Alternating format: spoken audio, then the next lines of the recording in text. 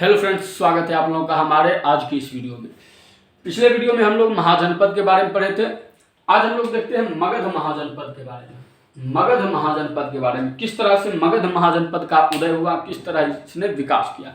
देखिए, वैसे तो मगध महाजनपद जो है बिहार के दक्षिणी बिहार में पड़ता था। मगध महाजनपद जो कि पटना और गया का जो क्षेत्र था वो था मगध महाजनपद भी। ठीक है, अब देखिए मगध महाजनपद जो है वैसे तो सबसे छोटा महाजनपद, वैसे सबसे छोटा राज्य जो है मगध ही था। सबसे छोटा जो है मगध ही था, लेकिन इसके मगध को एक से बढ़कर एक महत्वाकांक्षी शासक मिले, जिसके कारण क्या हुआ कि मगध ने अपनी तरक्की की। मगध क्या हुआ, इसके कारण मगध का विकास हुआ। मगध जो है अपने चरम पर पहुंच गया। ठीक है, मगध वैसे तो था छोटा, लेकिन इसको शासक बड़े ही महत्वाकांक्षी शासक मिलते गए मगध को। ठीक है, तो देखते हैं हम लोग मगध महाजनपद के बारे में कि मगध महाजनपद का विकास किस तरह से हुआ। सबसे पहले शासक कौन थे यहाँ के। देखिए, मगध महाजनपद जो है यहाँ पर में इसके जो पहले शासक थे वो था बृहद्रथ। वो था सबसे पहला जो शासक था वो था बृहद्रथ। सबसे पहला जो शासक था वो कौन था, बृहद्रथ। मगध का जो सबसे पहला शासक था वो था बृहद्रथ। वंश का नाम क्या होगा, तो बृहद्रथ वंश।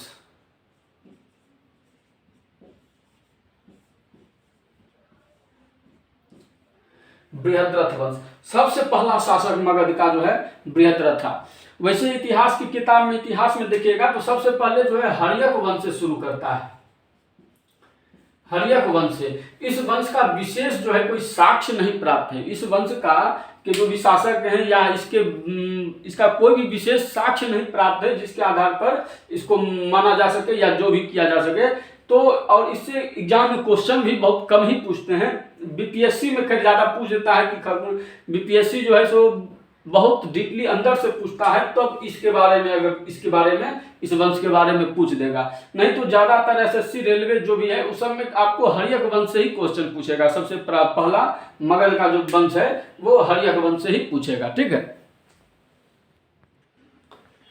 तो एसएससी रेलवे में सबसे ज्यादा आपको हर्यक वंश से ही पूछेगा। बीपीएससी में जब डीपली ज्यादा पूछने लगेगा तब आपको इस बृहद्रथ वंश के बारे में पूछेगा। और इससे भी ज्यादा क्वेश्चन नहीं बनते हैं, इससे भी एक या दो क्वेश्चन बन सकते हैं। ज्यादातर एक क्वेश्चन से ज्यादा क्वेश्चन इसे नहीं पूछता है। ठीक है, तो बृहद्रथ वंश का संस्थापक बृहद्रथ था। ठीक है, सबसे पहला शासक बृहद्रथ। इसका बेटा था जरासंध। इसका बेटा कौन था, तो जरासंध। जरासंध और भीम की लड़ाई के बारे में सुने होंगे। महाभारत में जरासंध और भीम की लड़ाई के बारे में सुने होंगे, तो ये वही जरासंध है। ठीक है, तो बृहद्रथ के बाद बना उसका बेटा कौन, जरासंध। इसकी राजधानी कहाँ थी, तो इसकी राजधानी थी राजगीर। वैसे राजगीर नहीं, पहले इसको राजगृह कहा जाता था। राजगृह कहा जाता था उस समय में। इसकी राजधानी कहाँ थी, तो राजगृह थी। बृहद्रथ वंश का संस्थापक बृहद्रथ, उसके बाद आया उसका बेटा जरासंध। इसके बाद बना था इसका बेटा सहदेव। इसके बाद इसका बेटा बना था सहदेव, और सहदेव के बाद जो बना था शासक वह था रिपुंजय। सहदेव के बाद उसका बेटा रिपुंजय। ये 4 शासक बने थे। ठीक है, बृहद्रथ वंश के। बृहद्रथ वंश में ये 4 शासक थे। इसी के बारे में नाम ही किसी का पूछ दे एग्जाम में, नहीं तो ज्यादा इससे क्वेश्चन आपको कुछ नहीं पूछेगा। इसकी राजधानी कहाँ थी, तो राजगीर थी। बृहद्रथ वंश का संस्थापक बृहद्रथ, ये क्वेश्चन पूछ दे, या फिर जरासंध के पिता का क्या नाम था, या बृहद्रथ के बाद कौन शासक बना था मगध का, तो यही क्वेश्चन आपसे पूछ सकता है। ठीक है, इससे रिलेटेड इससे ज्यादा क्वेश्चन आपसे नहीं पूछेगा मगध बृहद्रथ वंश के बारे में। इसके बाद आता है हर्यक राजवंश। इसके बाद आता है हर्यक वंश। ठीक है, देखते हैं हर्यक वंश के बारे में हम लोग। इसके बाद आ जाता है हर्यक वंश।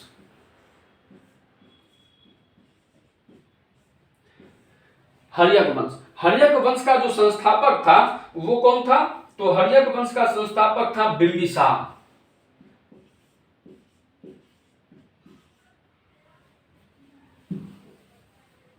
हर्यक वंश का संस्थापक था बिंबिसार।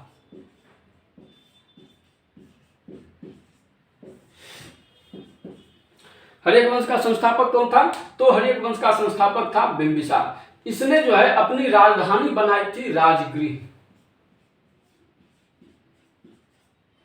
इसने भी अपनी राजधानी कहां बनाई थी? राजगृह। देखिए राजगीर ऐसा जगह था जो कि चारों ओर से क्या है, पहाड़ों से घिरा हुआ है, तो इसीलिए यहाँ पर में ज्यादा मगध का जो भी राजधानी बनती थी तो वो राजगीर बनती थी, क्योंकि ये चारों ओर से पहाड़ों से घिरा था, तो ये दुश्मनों के आक्रमण से सबसे सुरक्षित जगह हुआ करता था राजगीर। तो इसीलिए यहाँ पर में लोग इसको अपना क्या कहते हैं, उसको राजधानी बनाते थे। और यहाँ राजाओं का राजधानी थी, तो राजाओं का रहना होता था, तो इसीलिए इसको राजगृह कहा जाता था। ठीक है, राजगृह कहा जाता था क्योंकि यहाँ राजाओं का ही सिर्फ रहना होता था, अन्य लोगों ये सिर्फ राजधानी थी, तो राजधानी में राजाओं का विशेष रहना हुआ करता था, तो इसीलिए इसको राजाओं का घर यानी राजगृह कहा जाता था। ठीक है, अब देखिए बिंबिसार जो है बड़ा ही महत्वाकांक्षी शासक था। बिंबिसार बहुत बड़ा ही महत्वाकांक्षी शासक और कुटिल शासक था। देखिए मगध जो है, मगध तो यहाँ पर में था और ऊपर में था वैशाली। ऊपर में कौन सा था? तो वैशाली थी ऊपर में, और इधर बगल में था अंग, बगल में था इधर अंग, ऊपर में वैशाली। बिंबिसार चाहता था कि ये देखिए बीच में है गंगा नदी, मगध जो है बिहार के दक्षिणी भाग में पड़ती है और वैशाली कहाँ है? तो मगध बिहार के उत्तरी भाग में। तो बिंबिसार चाहता था कि हम वैशाली को भी जीत लें। वैशाली को जीत करके, वैशाली को जीतने के बाद क्या होगा, तो लगभग आधा पूरा बिहार जो है मगध में ही आ जाता, पूरा बिहार क्या हो जाता? मगध में आ जाता। तो इसलिए ये चाहता था कि हम वैशाली पर आक्रमण करके वैशाली को जीत लें। तो ये वैशाली पर आक्रमण भी किया, वैशाली पर आक्रमण किया, लेकिन जीत नहीं पाया वैशाली को। वैशाली को क्या किया? तो जीत नहीं पाया। नहीं जीत पाया तो वापस आया, तो वापस आकर के इसने अंग महाजनपद, अंग पर हमला किया और अंग देश को अपने में मिला लिया। अंग को क्या किया? अपने में मिला लिया। तो वैशाली को तो ये जीत नहीं पाया, तो वैशाली वैसे ही रह गई। ठीक है, अब ये जो है बिंबिसार तो दूसरा अपना रास्ता अपनाने लगा। इसके बाद क्या हुआ, जब वैशाली से हार कर वापस आने के बाद इसने अंग पर हमला किया और अंग को अपने में मिला लिया।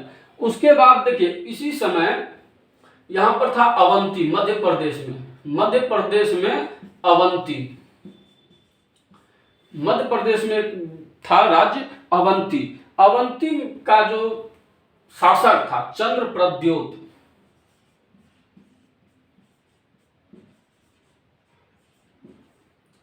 अवंती का जो शासक था चंद्रप्रद्योत, इसकी जो है, इसका जो है तबीयत खराब हुई। ये क्या हुआ?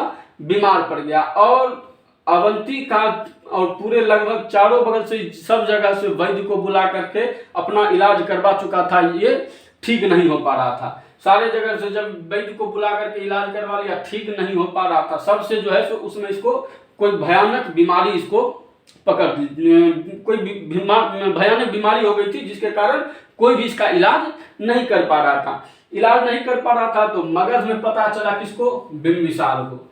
बिंबिसार को पता चला कि यह चंद्रप्रद्योत जो है बीमार है, कोई इसका इलाज नहीं कर पा रहा है, तो इसने अपना राजवैद्य, इसने अपना राजवैद्य भेजा। कौन था? तो जीवक। इसने अपने राजवैद्य जीवक को भेजा कहां? अवंती, जाकर के इसका इलाज करने के लिए। बिहारी डॉक्टर था, आया, 4 गो सुइया दिया, महलम पट्टी किया, ठीक हो गया। ठीक हो गया तो इसने मगध की अधीनता स्वीकार कर ली। अवंती क्या हुआ कि चंद्रप्रद्योत ने मगध की अधीनता स्वीकार कर ली। अब मगध की अधीनता स्वीकार कर ली तो अब मगध का जो है साम्राज्य बढ़ करके इतना बड़ा हो गया। मगध का साम्राज्य क्या हुआ? बढ़ के बड़ा हो गया। ठीक है, अब इसके बाद जो है बिंबिसार ने फिर दूसरा रास्ता अपनाया। क्या रास्ता दूसरा अपनाया? तो राजाओं की बहन से या बेटियों से विवाह करके उस राज्य पर में अपना कब्जा जमाना। किसी राजाओं के बहन से या बेटियों से शादी करके उस राज्य को अपने अधीन बना लेना था। ये अब दूसरा रास्ता अपनाया किसने? तो बिंबिसार ने।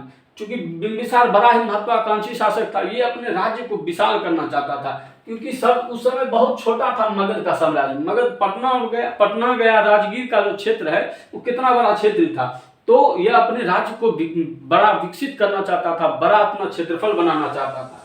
तो इसलिए इसने क्या किया कि विवाह का रास्ता अपनाया कि किसी राजा की बहन से या बेटी से क्या करना है, विवाह कर लेना है, और विवाह करने के बाद उसको क्या करना है, अपने राज्य में मगध में मिला लेना है। तो ये इसे चलते रहा। बिंबिसार अब दूसरे रास्ते को अपनाने लगा। इसी बीच इसका जो है बेटा, इसका जो बेटा है क्या नाम है, अजातशत्रु। इसका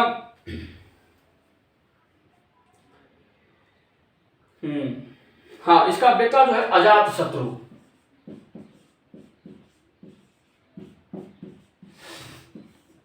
इसी बीच इसका बेटा अजातशत्रु भी बड़ा हो गया था। अब इसकी भी इच्छा थी कि हम राजा बने। बिंबिसार लगभग 52 वर्षों तक लगभग शासन कर चुका था। 52 वर्ष से अधिक 52 वर्षों तक इसने, बिंबिसार ने क्या किया, मगध पर में राज्य किया बिंबिसार ने। अब इसका बेटा अजातशत्रु भी बड़ा हो गया था, तो इसकी भी इच्छा थी कि अब हम भी राजा बने। लेकिन बिंबिसार क्या है कि अपना गद्दी पर से हटने के लिए तैयार ही नहीं था, और अधिक से अधिक शादी ही कर रहा था अपने राज्य को बढ़ाने के लिए। तो इसी बीच अजातशत्रु ने कई बार अपने पिता से बात की कि हमको भी अब राजा बनना है, अब आप जो है राज सिंहासन को छोड़िए, अब हमको राजा बनना है। लेकिन जब बिंबिसार नहीं माना, तब अजातशत्रु ने क्या किया, तो अपने पिता की हत्या कर दी। अजातशत्रु क्या किया, अपने पिता की हत्या कर दी, और पिता की हत्या करके यह मगध का शासक बना। अपने पिता की हत्या करके ये जो है अपने मगध का क्या बना, अगला शासक बना। तो इसीलिए इसको कहा जाता है पितृहंता भी कहा जाता है। इस अजातशत्रु को पितृहंता भी कहा जाता है, और इसी को दूसरा नाम कुनिक भी कहा जाता है। इसको कुनिक भी कहा जाता है, पितृहंता या कुनिक भी इसको अजातशत्रु को कहा जाता है। ठीक है। अब अजातशत्रु जब राजा बना, तो इसने भी अपने पिता की तरह वैशाली पर में आक्रमण करने का प्रयास किया। इसने सोचा कि वैशाली को मिला लिया जाए बिहार में, अपने मगध जनपद में, मगध राज्य में वैशाली को मिला लिया जाए।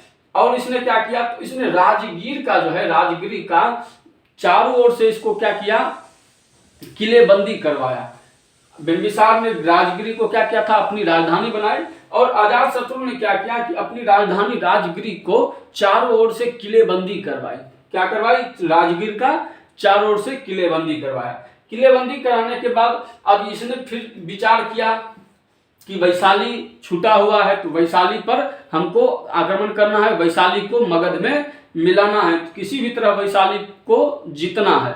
तो इसने अपने जो है सबसे प्रिय मंत्री वर्षकार, इसने अपने सबसे प्रिय मंत्री वर्षकार को भेजा कहां, वैशाली, गुप्तचर बना करके।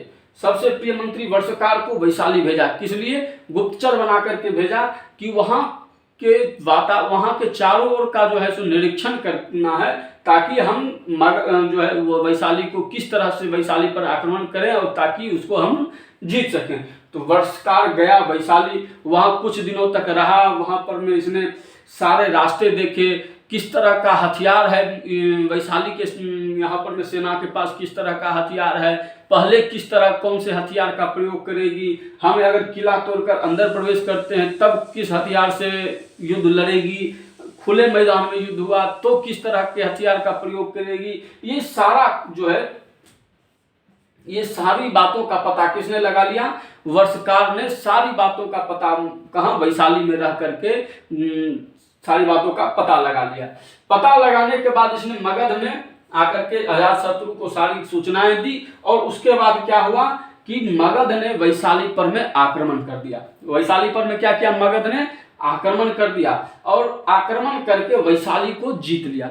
मगध ने वैशाली पर आक्रमण करके वैशाली को जीत लिया। अब क्या हो गया, तो अब वैशाली और मगध का जो क्षेत्र है, ये पूरा का पूरा क्षेत्र क्या कहलाने लगा, मगध कहलाने लगा। और ये इधर का भी पूरा क्षेत्र क्या कहलाने लगा, तो मगध कहलाने लगा। वैशाली पर जब इसने आक्रमण किया, तो इसने दो नए हथियार का प्रयोग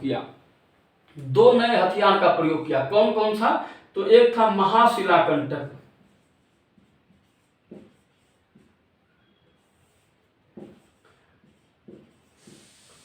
महाशिलाकंटक, और दूसरा जो था वो था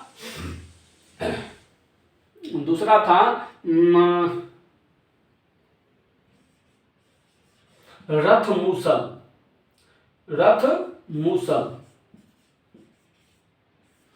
दो नए हथियार का यहाँ पर में मगध ने, बिंबिसार ने प्रयोग किया वैशाली को जीतने के लिए, महाशिलाकंटक और रथ मूसल। महाशिलाकंटक जो था वो मतलब कि दीवारों एक तरह से था कि जो लगातार पत्थरों की वर्षा करता था, लगातार उससे कई बार पत्थर फेंका जा सकता था, लगातार इससे पत्थर फेंका जा सकता था। रथ मूसल था, रथ में एक धनुष टाइप का बना हुआ था रथ मूसल।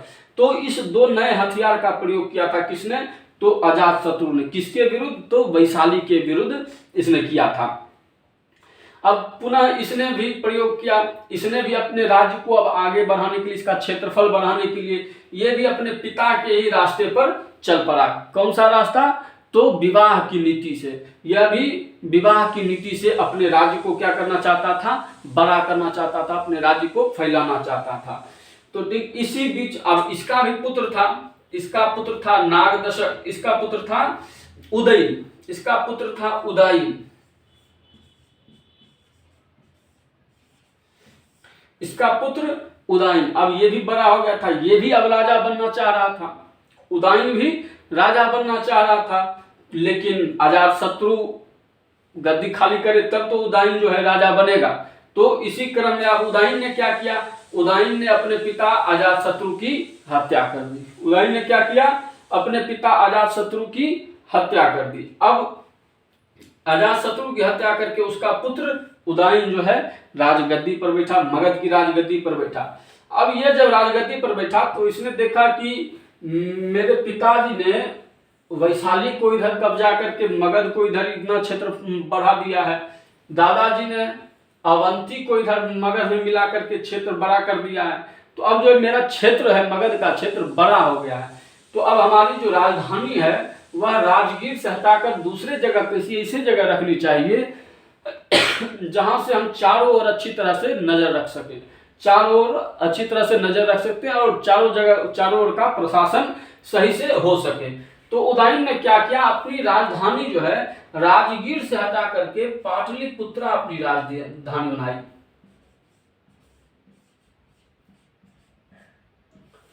इसने अपनी राजधानी राजगीर से हटा करके कहां बनाया, तो पाटलिपुत्रा बनाया, जो कि सबसे सुरक्षित जगह था, जो सबसे क्या था, सुरक्षित जगह था। सुरक्षित जगह इसलिए था कि देखिए पटना जो है यहाँ है, एक ओर गंगा नदी है, दूसरी ओर जो है सोन नदी है, और तीसरी ओर जो है पीछे साइड से इधर राजगीर का जो पहाड़ी है वो इसको सुरक्षा प्रदान करता है। तो दो तरफ से नदी और एक तरफ से इसको पहाड़ जो है इसका क्या करती थी कि मतलब किलेबंदी का काम करती थी, किले का काम करती थी।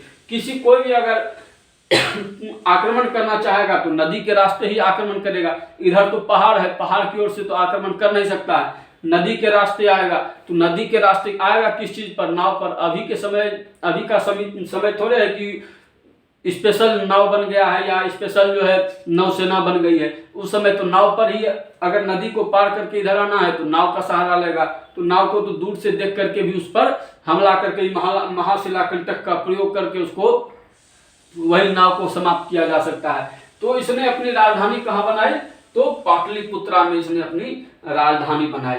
ठीक है, इसके बाद और ये जो है उदयन जो है अपने पुत्र को हमेशा पूछते रहता था, जब भी तुमको राजा बनना हो हमको बता देना, क्योंकि हमको पता है दुख क्या होता है।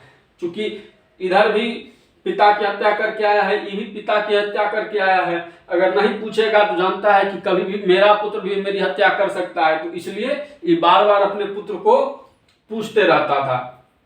तो उदयन के बाद उदयन ने विशेष कोई कार्य नहीं किया। इसके बाद इसका पुत्र आया नागदशक।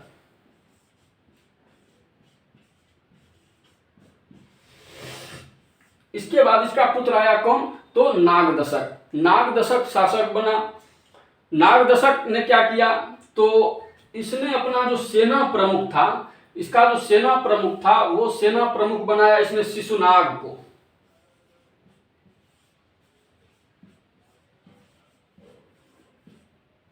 इसने अपना सेना प्रमुख बनाया था किसको? शिशुनाग को। नागदशक ने अपना सेना प्रमुख बनाया शिशुनाग को। और ये नागदशक जो था सबसे बकलोल शासक था। क्या था? सबसे बकलोल शासक था। हर बात जो है सेना प्रमुख से पूछ कर करता था। सेनापति को भी पता लग गया कि ये जो मेरा जो राजा है, शासक है, राजा है, ये बकलोल है। तो इसने क्या किया? शिशुनाग ने नागदशक को हरा करके, नागदशक को मार करके खुद राजा बन गया। नागदशक को हरा करके अब ये खुद राजा बन गया। तो अब ये क्या बन गया? राजा बन गया। तो इसने अब हर्यक वंश को समाप्त करके नए वंश की स्थापना की। कौन सा वंश? तो शिशुनाग वंश है। कौन बनाया है? तो शिशुनाग ने स्थापित किया है। तो इसलिए इस वंश का नाम क्या है? शिशुनाग वंश। तो हर्यक वंश को एक बार फिर से देख लेते हैं। ठीक है, हर्यक वंश का जो शासक था, प्रथम शासक बिंबिसार, संस्थापक बिंबिसार।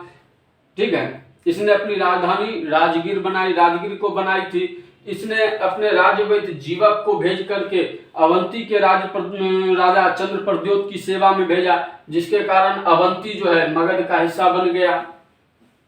ठीक है, उसके बाद इसने विवाह की नीति अपना करके राज्यों को, अपने राज्य का जो क्षेत्रफल है उसको बढ़ाने का प्रयास किया। दूसरा आया, उसके बाद उसकी हत्या करके उसका पुत्र अजात शत्रु शासक बना, जिसको पितृहंता या पुनिक भी कहते हैं। इसने अपने मंत्री, खास मंत्री वर्षकार के सहायता से क्या किया? तो वैशाली पर में आक्रमण करके वैशाली को जीत लिया। और इसने उसी बीच में दो नए हथियार का प्रयोग किया। कौन कौन सा? तो महाशिलाकंटक और रथमूसल। अजातशत्रु के बाद उसका पुत्र उदयन उसकी हत्या करके राजा बना। इसने राजधानी को राजगीर से हटा करके कहाँ लाया? तो पाटलिपुत्रा लाया। उसके बाद उदयन का पुत्र नागदशक राजा बना। इसने शिशुनाग को अपना क्या किया कि सेनापति नियुक्त किया। और सबसे बकलोल शासक कौन था? तो नागदशक ही था। तो इसकी हत्या किसने की? तो शिशुनाग ने इसकी हत्या की और नए वंश शिशुनाग वंश की स्थापना की। तो ये था हर्यक वंश। इसके बाद अब अगला जो वंश होगा वो है शिशुनाग वंश। तो आज के लिए हम लोग इसी को रहने देते हैं, हर्यक वंश को ही देखते हैं। अगले वीडियो में हम लोग देखेंगे अब शिशुनाग वंश के बारे में और उसके आगे का वंश के बारे में। ठीक है, तो उम्मीद करते हैं आपको ये वीडियो आज का पसंद आया हो। तो लाइक करें, शेयर करें, सब्सक्राइब करें। धन्यवाद।